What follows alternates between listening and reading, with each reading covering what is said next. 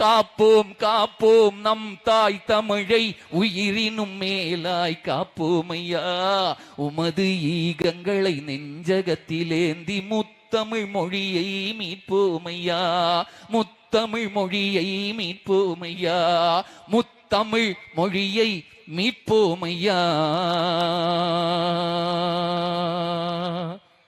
ரோகிலே அவ்வளவு பேர் இந்த மொழிக்காக உயிரை விட்டான்.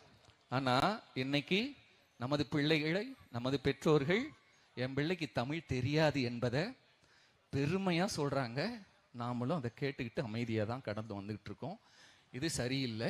இப்போ நான் வரும்போது கூட ஒரு உறவருடைய வண்டியில வந்து அவர்கிட்ட பேசிட்டே வந்தேன். என்னன்னா, உலகத்துல தமிழ் இருக்கிற வரைக்கும் தான் மனிதம் இருக்கும். இது ஏதோ தமிழனா பிறந்து விட்டதுனால சொல்லலை.